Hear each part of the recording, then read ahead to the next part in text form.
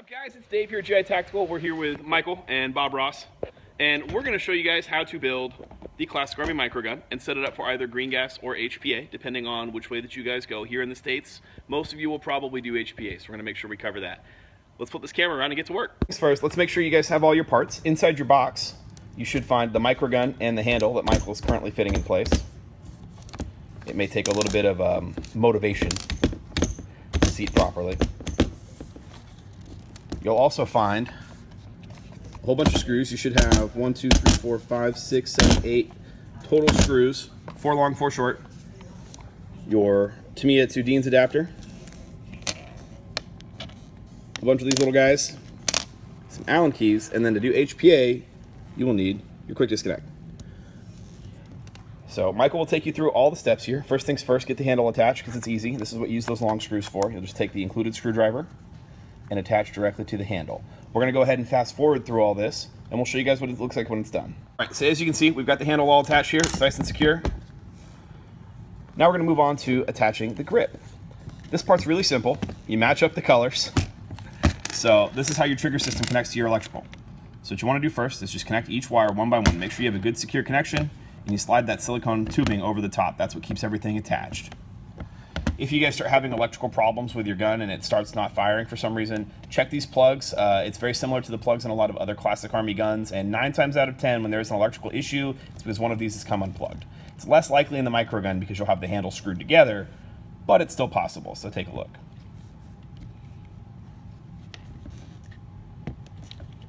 See here, sometimes they'll want to fight with you. Just be patient and kind of work through it. I'm gonna pliers. Okay, so as you can see here, we ended up having to get some pliers. Sometimes they're going to want to fight with you. Just, make sure you have some tools handy. We're going to connect this. Don't forget to put the plastic on. Plastic over the top, and then we're going to connect this blue wire.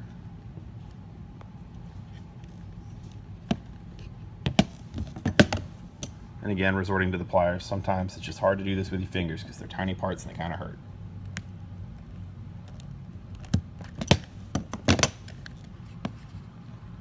Good news is we're pretty sure this one is not going to come apart. Now you got to connect your hoses. The easy way to do this is to come up here and use these little buttons right here. You kind of click them in. That will allow the hose to seat. Clear one to the white one. Clear one to the white one. Black one to the black one. And they'll slide right in. You'll release the part, and now it should be secure, nice and tight in there. You do this with both pieces before you screw the handle on. Make sure you line up the hose between the allowed slot and the bottom. Press everything together. Make sure you don't pinch anything. Yeah, this is the important part here. Be really careful because this is where you can actually mess something up if you go a little too quick and a little too forceful. You've got to kind of set all your wires in there properly. See if we can get you a better angle on what he's doing here. And it should all slowly come together.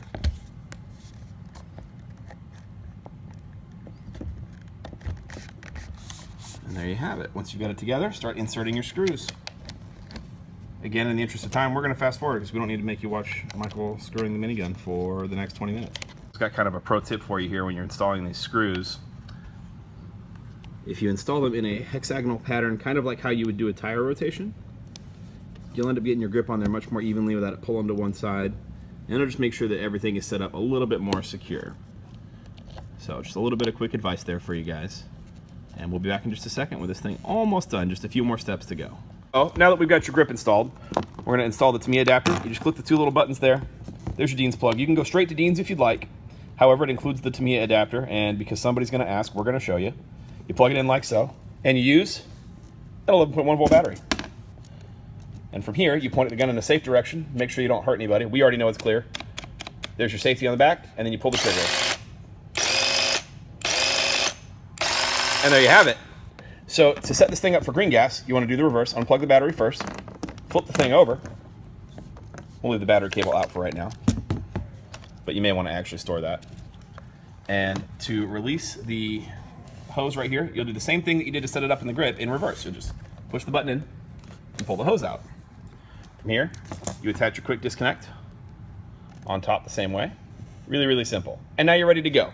The important thing here, and then we actually have this noted on the side of the gun, and you will see this on pretty much any minigun you ever pick up when it first comes out of the box. Rotate it around so the fine people here can read. Input pressure not to exceed 120 psi. That means when you guys hook it up to your air tank, do not make it any more powerful than 120 psi. You will break this thing. We've seen it happen. We almost did it to ours. It's not a good time. And also be very, very careful with this hose. Once it's pressurized and you start tugging on it right here, it does have a nasty habit of coming out if you snag it on like your boot or on a tree root or something like that. So just kind of keep it protected and make sure that it's up and out of the way when you have it connected. Other than that, to load the minigun, we're going to show you one last step here just on how to use it. You have a little screw hole here on the front. You'll unscrew this guy. And inside you'll see a giant spring and plug. You pull this whole thing out, pour your BBs down the center, it holds about 2,200 rounds, and screw it back up. And that's how you load it.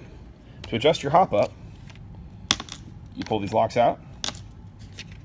This whole mechanism flips over.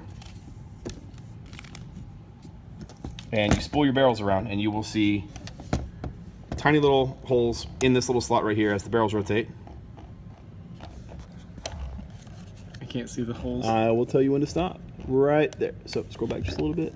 There's your hole. You fit your Allen key in there, and that's how you adjust your adjustable hop up. Because each one of the 4 barrels on this bad boy is adjustable, which is awesome. So you guys can kind of custom tune your spread if you'd like.